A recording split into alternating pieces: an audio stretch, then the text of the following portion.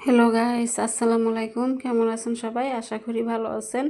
আপনাদের দয়ায় আমিও ভালো আছি, আলহামদুলিল্লাহ। আজ আমি যেহেতু রমজান মাস চলতেছে, তাই পেঁয়াজু বানাবো। তাই পেঁয়াজু বানানোর রেসিপিটা আপনাদের মধ্যে শেয়ার করব। এই জন্য আমি বেশ কিছুটা পেঁয়াজ কুচি নিয়েছি কাঁচামরিচ কুচি নিয়ে আমি একসাথে মিশিয়ে নিয়ে এখানে আমি এখন দিয়ে দেব তেতো করা রসুন, আর দিয়ে দেবো তেতো করা আদা। এটা বাটা দেওয়া যাবে না, মানে তেতো করে দিলে একটা ফ্লেভারটা ভালো আসে। আমি এখন এখানে দিয়ে দেব ধনেপাতা কুচি। আমি বেশ কিছুটা ধনেপাতা কুচি দিয়ে দিয়েছি লবণ পরিমাণ মতো, দিয়ে দেব মরিচের গুঁড়া, দিয়ে দেব হলুদের গুঁড়া একটুখানি, আর দিয়ে দেব ধনিয়া গুঁড়া। দিয়ে আমি এখন পেঁয়াজটাকে ভালো করে একদম মেখে নেব, একদম ভালো করে মথে নিতে হবে, যেন একটা মানে মাখার মধ্যে যেন পেঁয়াজটা নরম হয়ে যায়, এভাবে মেখে নিতে হবে। একদম একদম ডলে ডলে মেখে নিতে হবে। তো এই পর্যায়ে আমি একটু মশলা দিয়ে নেব। এটা চাট মশলা দিয়ে দিয়েছি, এতে করে সুন্দর একটা ফ্লেভার আসবে। আমি একদম দেখুন একদম মথে নিয়ে একদম নরম হয়ে গেছে পেঁয়াজটা, আর পানি ছেড়ে দিয়েছে, একদম নরম হয়ে গেছে পেঁয়াজটা। দেখুন পেঁয়াজটা কিন্তু একদম নরম হয়ে পানি ছেড়ে দিয়েছে। এখন এখানে আমি আধা কাপ কর্নফ্লাওয়ার দিয়ে দিয়েছি, আর দিয়ে দেব 1.5 টেবিল চামচ আমি এখানে দিয়ে দেব বেসন, আর 1 চামচের মতো দিয়ে দেব চালের গুঁড়ো। এখানে চালের গুঁড়ো দিয়ে দিয়েছি 1 চামচ, আর দিয়ে দেব বেকিং পাউডার 1/2 চামচ করে 2বার করে দিয়ে দিয়েছি। 1 চামচের মতো হবে আমি বেকিং পাউডার দিয়েছি। এটা বেকিং পাউডার, বেকিং সোডা না।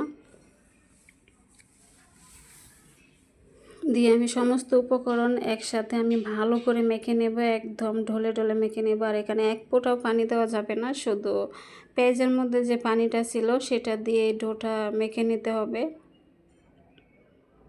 এখানে এক ফোঁটা পানি দেওয়া যাবে না, এতে করে মানে ভালো লাগবে না খেতে, মুচমুচে হবে না পানি দিলে।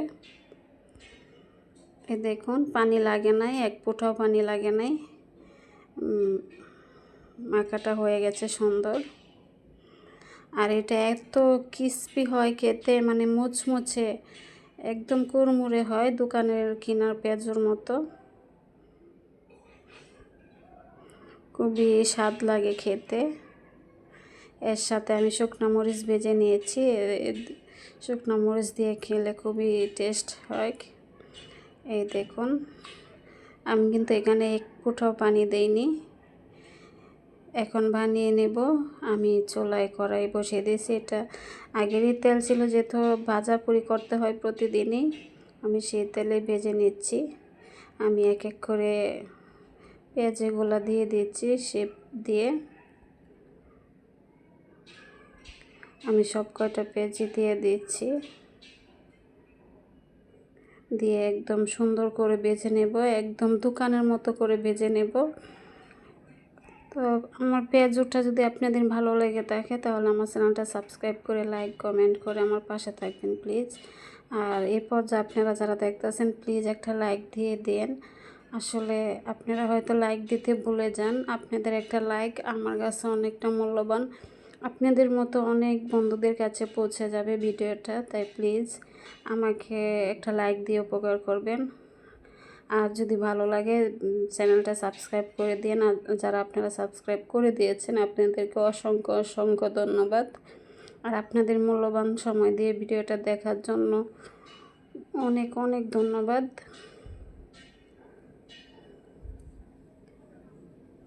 আমি বারবার উল্টে পাল্টে ভেজে নিচ্ছি, আর চুলার আঁচটা মিডিয়াম টু লো আছে।